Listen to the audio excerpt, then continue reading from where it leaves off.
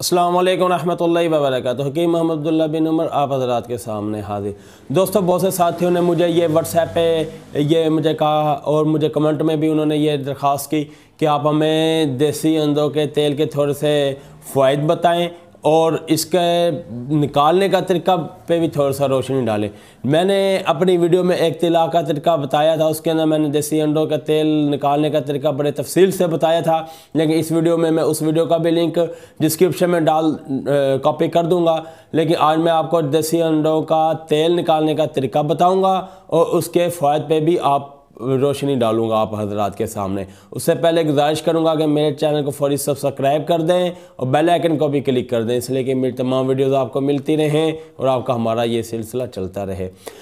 देसी अंडों का तेल ज़्यादातर ये फालिज के मरीज़ों के लिए ज़्यादातर इस्तेमाल किया जाता है। फालिज ज़्यादा हिस्से के ऊपर देसी अंडों के तेल की मालिश करने से उसकी जो मुर्दा रगें होती हैं या जिस्म के जो हिस्सा पट्ठों के कमज़ोर होने या पट्ठों के वर्क ख़त्म हो जाने की वजह से वो काम करना छोड़ देते हैं, उन पर मालिश करने का बहुत ज़्यादा फ़ायदा होता है। पट्ठों में दोबारा बहाली आ जाती है, क़ुव्वत पैदा हो जाती है और वो जिस्म का हिस्सा ज़्यादा काम करना दोबारा से वर्किंग में आना शुरू हो जाता है। लेकिन इसके साथ साथ ये भी बताता चलूँ कि देसी अंडों का तेल ये सेक्सुअल इस्तेमाल के लिए भी आता है, ख़ास तौर पे उन हजरात के लिए जिन्होंने बहुत ज़्यादा मुश्तनी कर उन्होंने अपना आला तनासुल का बिल्कुल बेड़ा गर्क कर दिया है और वो आला तनासुल का टेढ़ा हो चुका है और उसके अंदर कोई सख्ती भी नहीं है और रगें मुर्दा हो चुकी हैं, तो उसको भी दोबारा बहाली पैदा करने के लिए देसी अंडों का तेल इसके लिए बहुत ज़्यादा कारआमद है। उसके ऊपर मालिश करने के लिए जो आला तनासुल का टेढ़ापन है ये भी ख़त्म हो जाता है और उसके अंदर दोबारा सख्ती भी पैदा हो जाती है और दोबारा से इसका जो साइज़ है फितरती साइज़ के ऊपर वो आ जाता है। जो उसका गलत कार्य की वजह से जो साइज़ उसका छोटा रह गया वो दोबारा वो साइज़ की उसके अंदर बहाली हो जाती है। देसी अंडा के तेल निकालने का क्या तरीकाकार है ये मैं आप हज़रात को बताऊंगा। आप हज़रात ने लेने हैं तकरीबन 250 देसी अंडे, 250 देसी अंडे, 10 दर्जन या 12 दर्जन देसी अंडे लेने हैं, ठीक है। और उनको आपने अच्छी तरह उबाल लेना है, इतना उबालना है कि वो अच्छी तरह सख्ती के साथ उबल जाए, अंदर किसी किस्म की कच्चापन ना रह जाए। बहुत ज़्यादा उबालने के बाद आपने इन तमाम अंडों को छील लेना है, छिलका उतार लेना है। छिलका उतार लेने के बाद आपने उसमें से जर्दी को निकाल के अलग करते जाना है। सफ़ेदी आप खा लें, अपने बच्चों को खिलाएं और अहले खाना में वो तकसीम कर दें। सिर्फ हमारे कारआमद सिर्फ जर्दी है, सफ़ेदी से हमारा कोई लेना देना नहीं।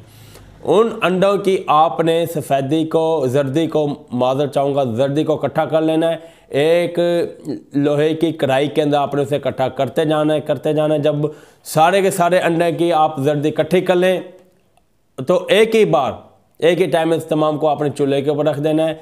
दरमियानी आंच पे आपने उसे पकाना शुरू कर देना है, बल्कि दरमियानी शुरू में हल्की आंच रखनी है और उसके बाद जब देखेंगे थोड़ा सा ये इनके अंदर थोड़ी सी रंगत की तब्दीली आनी शुरू होगी, उसके बाद आपने आंच थोड़ी सी ज़्यादा कर देनी है, लेकिन ज़्यादा आंच ना हो, दरमियानी से नीचे रहे, दरमियानी से ऊपर ना जाए जी। उसके बाद आपने उसको हल्का सा थोड़ी देर के बाद हिलाते भी रहना है, इसलिए कि नीचे लगे नहीं। थोड़ी देर आपने इसे पकने देना है। इस बात का आपने ख़ास क्या रखना है, आपके इस अमल के दौरान आप जिस जगह आप ये इसे पका रहे होंगे बहुत ज़्यादा स्मेल हो जाएगी, वहाँ पे आम आदमी का बैठना महाल हो जाएगा। तो लेकिन जब आप ये काम करें घर के किचन से थोड़ा दूर होकर करें, इसलिए कि घर की ख़वातीन इससे डिस्टर्ब ना हो और किसी तरह की कोई परेशानी ना हो।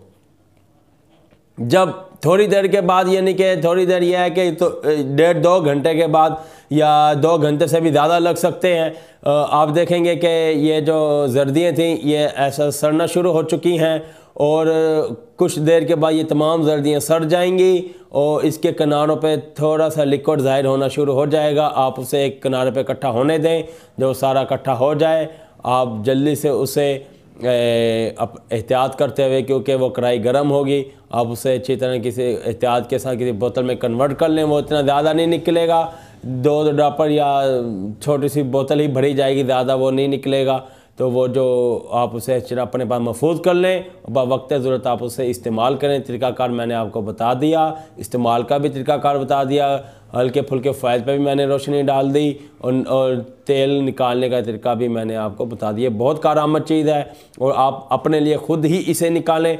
बाज़ार से इतनी मेहनत करके कोई भी नहीं आपको निकाल कर देगा, उसके अंदर मिलावट ज़रूर होगी। इसलिए आप अपनी सेहत को दुरुस्त करना चाहते हैं तो आप अपने हाथों से इसे निकालें और आप इसके फिर फ़ायदे देखें। इंशाअल्लाह ताला जो फ़ायदे मैंने आपको बताए वो तमाम फ़ायदे आपको हासिल होंगे। मेरी वीडियो पसंद आई हो तो वीडियो को लाइक करें और फौरी मेरे चैनल को सब्सक्राइब कर दें, बेल आइकन को क्लिक कर दें, इसलिए कि मेरी तमाम वीडियोज़ आपको मिलती रहें और आपका हमारा ये मोहब्बत का सिलसिला चलता रहे। वीडियो के आखिर में मैं अपना पैगाम देता होता हूँ। खालिस और कुदरती छोटी और बड़ी मक्खी का शहद हासिल करने के लिए आप हमारे दवाखाना की खिदमत ले सकते हैं। पूरे पाकिस्तान में कैश ऑन डिलीवरी की सहूलत के साथ शहद आपके घर पहुँचा दिया जाएगा। शहद मंगवाने के लिए आप हमारे मोबाइल नंबर पर रब्ता कर सकते हैं, व्हाट्सएप भी कर सकते हैं, मैसेज भी कर सकते हैं, कॉल भी कर सकते हैं। मोबाइल नंबर पेश खिदमत है 03006365 022। अगली वीडियो तक के लिए इजाज़त दें। अल्लाह हाफिज़।